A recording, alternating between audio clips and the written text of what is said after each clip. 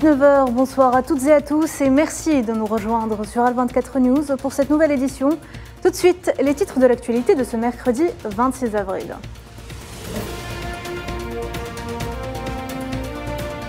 Situation toujours aussi préoccupante au Soudan, 512 morts et 4193 blessés selon un dernier bilan officiel. L'Algérie a rapatrié les membres de sa communauté ainsi que des ressortissants palestiniens et syriens.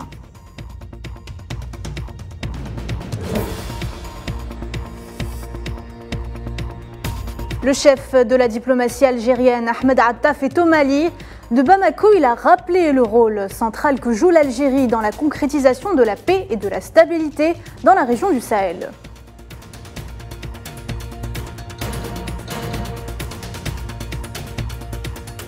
Le pillage par le Maroc du phosphate du Sahara occidental, dénoncé par une ONG, elle appelle toutes les entreprises à cesser toute transaction et transport de ce minerai.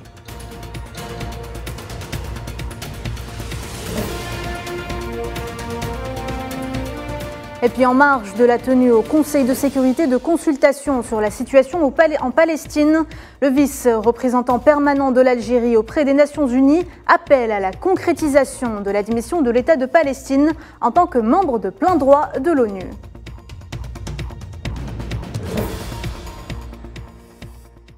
L'actualité de ce mercredi marquée toujours par de violents affrontements au Soudan. Selon un dernier bilan du ministère de la Santé soudanais, 512 personnes ont trouvé la mort et 4193 ont été blessées parmi les civils.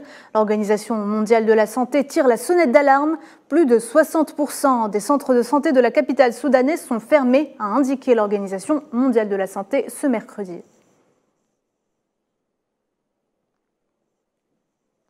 Et tandis que les évacuations se poursuivent, le cessez-le-feu de 72 heures reste fragile. Le secrétaire général de l'ONU, Antonio Guterres, a appelé lors d'une réunion du Conseil de sécurité sur la situation au Soudan les parties au conflit à respecter le cessez-le-feu et à se mettre d'accord sur une cessation définitive des hostilités au moment où la menace biologique place sur Khartoum. Le point de la situation avec Naila Hamouda.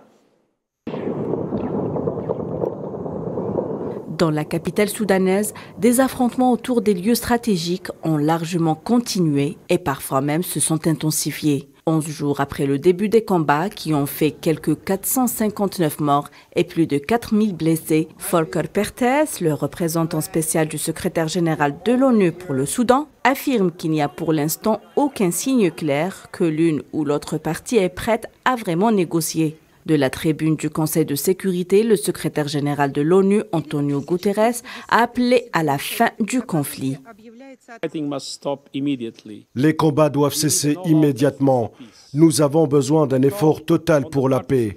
J'appelle les parties au conflit, les généraux Abdel Fattah al-Burhan et le général Mohamed Hamdan Dagalo, les forces armées soudanaises et les forces de soutien rapide à faire taire les armes. Il incombe aux dirigeants soudanais de mettre les intérêts de leur peuple au premier plan. Ce conflit ne sera pas et ne doit pas être résolu sur les champs de bataille, aux dépens du peuple soudanais. Des positions des paramilitaires des forces de soutien rapide ont été visées avec des avions de l'armée dans les beaux lieux de Khartoum. De nouveaux raids aériens visant des véhicules de FCR ont également eu lieu en soirée dans le nord de la capitale. De leur côté, les paramilitaires du général Mohamed Hamdan Dagalo ont annoncé avoir pris le contrôle d'une raffinerie et d'une centrale électrique à 70 km au nord de Khartoum. La situation est alarmante. Des milliers de personnes sont forcées de quitter leur maison à Khartoum pour échapper aux violents combats. Selon Anthony Blinken, le secrétaire d'État américain, la situation reste fragile, mais des progrès peuvent être réalisés. On continue à dialoguer directement avec le général Al-Burhan et le général Dagalo pour les presser de prolonger et étendre le cessez-le-feu à une cessation durable des hostilités qui empêche de nouvelles violences et respecte les obligations humanitaires. Le peuple soudanais ne renonce pas à ses aspirations à un avenir sûr, libre et démocratique. Nous aussi. L'OMS s'inquiète et alerte sur un risque biologique énorme après la prise d'un laboratoire public P4 qui renferme des agents hautement pathogènes. C'est le principal laboratoire central de santé publique de référence. Et il y a, je veux dire, un risque élevé de danger biologique.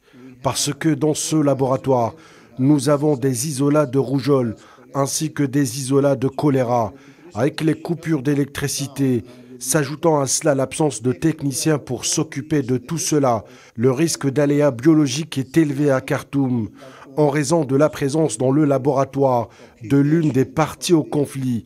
Il n'est pas vraiment nécessaire de dire quelle partie. Le cessez-le-feu de 72 heures conclu entre les deux parties au conflit n'a pas été respecté. En attendant de trouver un terrain d'entente, le pays s'enlise de jour en jour dans un conflit qui risque de s'étendre à d'autres pays sur le continent. Et depuis quelques jours, plusieurs chancelleries procèdent au rapatriement de leurs ressortissants. L'Algérie n'est pas en reste. Le président algérien Abdelmajid Tebboune a ordonné une opération dans ce sens suite à la détérioration de la situation sécuritaire. Ce rapatriement a aussi concerné 13 ressortissants palestiniens et 22 ressortissants syriens. Retour sur cette opération avec Mohamed Wali Ben Chaban.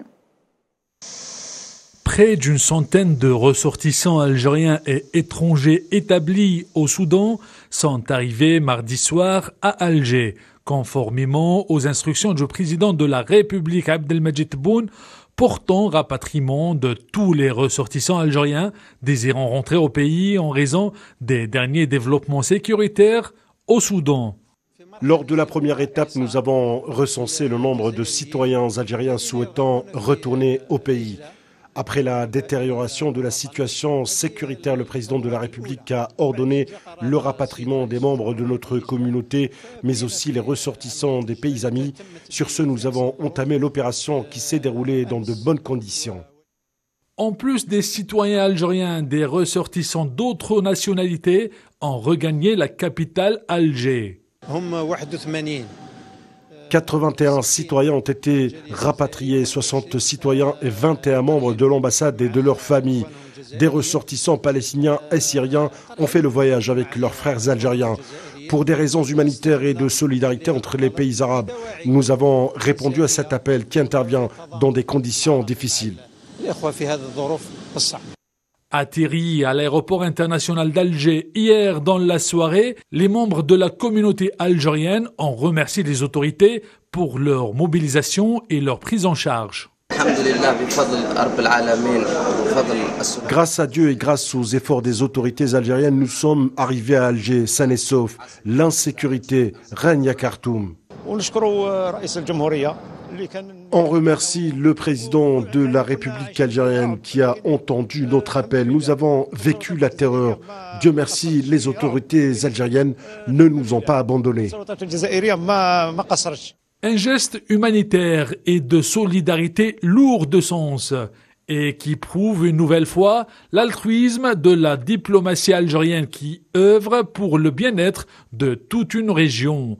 Ajouté à ces engagements qui visent à protéger le citoyen algérien où qu'il soit et dans les 4 coins du globe.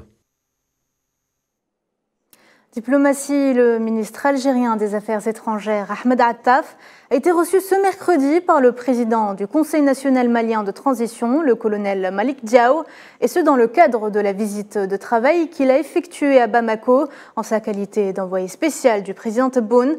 Les deux parties ont abordé, outre les développements relatifs à la mise en œuvre de l'accord de paix et de réconciliation au Mali issu du processus d'Alger, la situation qui prévaut dans la région, ainsi que le rôle du comité d'état-major opérationnel conjoint dans la lutte contre les menaces liées à la propagation du terrorisme.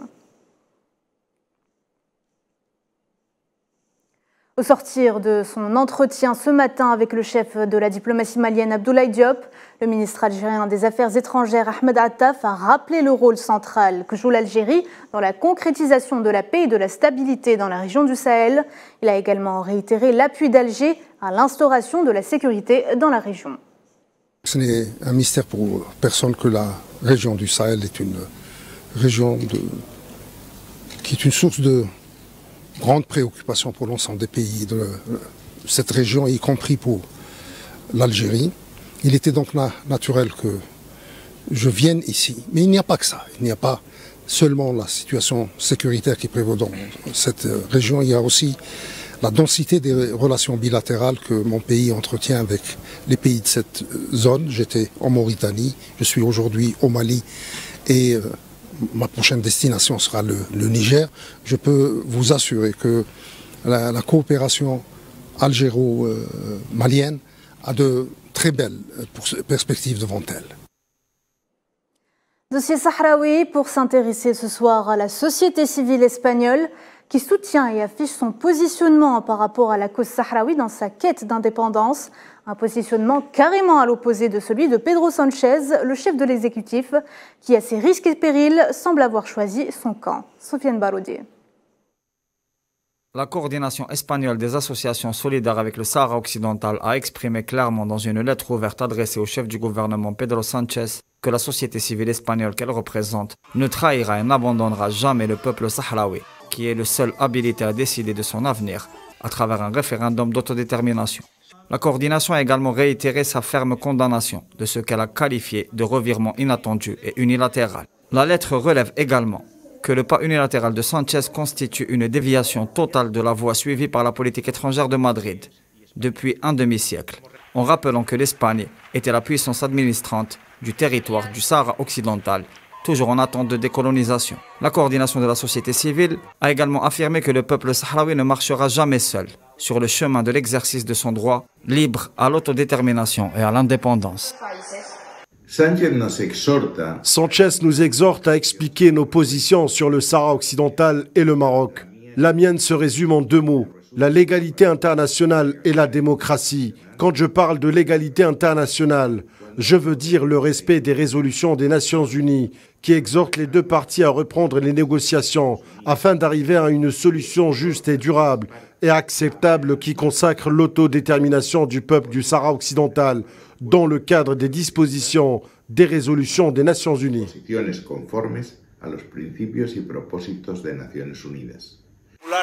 L'État espagnol traverse une véritable situation de crise politique. La posture du chef du gouvernement Pedro Sánchez, en plus d'avoir été rejetée par les deux chambres du Parlement, continue de soulever une vive opposition à la droite comme à la gauche de l'exécutif. Le chef du gouvernement est accusé d'avoir cédé à une politique de chantage arborée par le Royaume du Maroc, alors que d'autres voix qui s'élèvent relèvent avec amertume la subordination de Madrid à la politique coloniale de Rabat. La dernière critique en date est le discours virulent d'un sénateur espagnol face à Sánchez, exprimant son sentiment de honte quant à ce qu'il a qualifié de crime diplomatique du gouvernement qui soutient selon ses propos les agissements de la dictature marocaine dans son occupation illégale du Sahara occidental. Dans ce siège, il est également à rappeler que Josep Borrell, vice-président et chef de la diplomatie de la Commission européenne, a récemment déclaré que l'Union européenne prônait la tenue d'une consultation afin que ce soit le peuple sahraoui qui décide lui-même de ce qu'il veut faire de son avenir. À ce propos, le ministre des Affaires étrangères de la Fédération de Russie, Sergei Lavrov, a, à l'occasion de sa présidence d'une réunion du Conseil de sécurité de l'ONU, appelé la communauté internationale à la mise en œuvre concrète des résolutions de l'Assemblée générale des Nations unies relatives à la résolution du conflit et à la décolonisation du Sahara occidental. On parle également ce soir du phosphate pillé des territoires occupés sahraouis. Une ONG Western Sahara Resource Watch dit stop et lance un appel à toutes les entreprises impliquées dans le commerce avec le Maroc à arrêter immédiatement toute transaction. Mohamed Amin Aberkan. Et si le phosphate exploité illégalement et pillé des territoires sahraouis occupés était l'une des principales sources de revenus du régime marocain? C'est en tout cas ce qu'a démontré le rapport de l'organisation non gouvernementale Western Sahara Resource Watch. L'ONG appelle toutes les entreprises impliquées dans le commerce avec le colon marocain d'arrêter immédiatement tous les achats et transports de phosphate provenant du Sahara occidental occupé jusqu'à ce que solution au conflit soit trouvée. Publié lundi, il s'agit du 10e rapport de l'ONG détaillant cette fois-ci toutes les entreprises impliquées dans le pillage de phosphate, exhortant les investisseurs à les interpeller ou à se désinvestir à moins que des mesures ne soient prises. 2022 à lui seul, 23 navires ont quitté le Sahara occidental occupé avec 1,23 million de tonnes de minerais de phosphate, en légère baisse par rapport aux 1,4 million de tonnes de 2021. La hausse mondiale des prix du phosphate en 2021 implique que les exportations illégales du Maroc sont devenues de plus en plus lucratives Les dernières données obtenues au fil des années révèlent, selon l'ONG, que le prix de la roche phosphatée provenant du territoire occupé est sensiblement plus élevé que le prix du marché international. En utilisant le même calcul que les années précédentes, l'ONG estime que le revenu du Maroc provenant de l'or blanc du Sahara occidental aurait atteint 600,55 millions de dollars en 2022. Le rapport signale que depuis 2011, le Maroc investit massivement dans le port et les installations dédiées au phosphate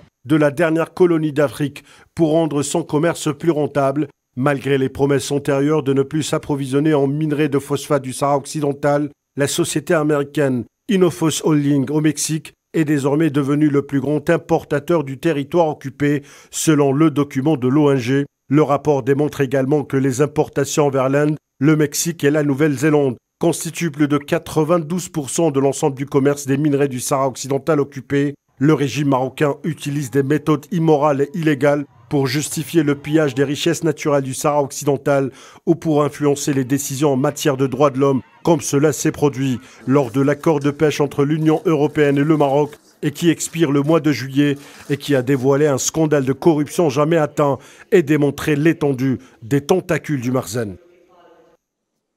La rue au Maroc ne décolère pas. Les manifestations populaires se poursuivent ces derniers temps à Rabat sur fond de flambée des prix. L'Union marocaine du travail a lancé ce mercredi un appel à manifester en masse le 1er mai prochain, qui coïncide avec la journée mondiale des travailleurs, avec pour un seul mot d'ordre, mobilisation nationale contre la vie chère.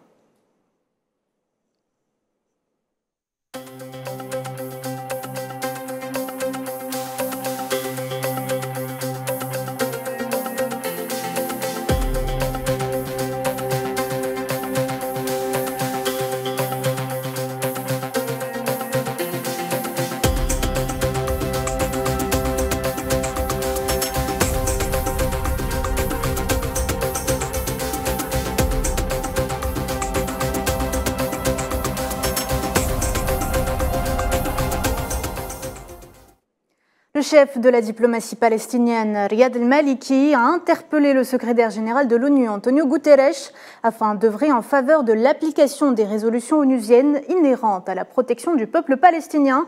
Al-Maliki insiste également lors de sa rencontre avec Guterres en marge de la tenue au Conseil de sécurité de consultation sur la situation en Palestine, sur l'importance d'adresser des condamnations d'une manière qui contribue à mettre en place des mécanismes pour mettre fin à la colonisation. Le vice-représentant permanent de l'Algérie auprès des Nations Unies, Nassim Gawawi, s'est exprimé en tribune à l'ONU sur les efforts de l'Algérie dans la réconciliation des organisations palestiniennes consacrées dans la déclaration d'Alger. L'Algérie a célébré la réunion consacrant la réconciliation des organisations palestiniennes sous la supervision personnelle et directe de M. Abdelmajid Tebboune, président de la République algérienne démocratique et populaire, ce qui a été consacré par l'adoption de la déclaration d'Alger. L'Algérie soutient également l'admission de la Palestine comme État membre de plein droit au sein de l'Organisation des Nations Unies, au vu du fait que l'autorité palestinienne jouit de tous les attributs de l'État et du fait que celui-ci doit rejoindre les rangs des Nations Unies, ce qui devra permettre d'une manière définitive et sans ambiguïté la consécration du principe de la solution à deux États. Ce dernier fait consensus dans toutes les composantes de la communauté internationale. L'Algérie réaffirme également sa position de principe et son soutien inconditionnel au peuple palestinien frère, jusqu'à ce qu'il puisse avoir le plein accès à ses droits inaliénables, avec à leur tête son droit légitime à l'autodétermination et à l'édification de son État souverain et indépendant, avec comme capitale Al-Quds al-Sharif. Sport football, Coupe d'Afrique des Nations des moins de 17 ans Algérie 2023. À 3 jours du coup d'envoi de la compétition, la sélection algérienne continue sa préparation au Centre technique national de Sidi Moussa. Les protégés d'Al Sqiraman effectuent une séance d'entraînement qui était ouverte à la presse pendant 15 minutes, précédée par une zone mixte. L'Algérie qui jouera dans le groupe A en compagnie du Congo, du Sénégal et de la Somalie.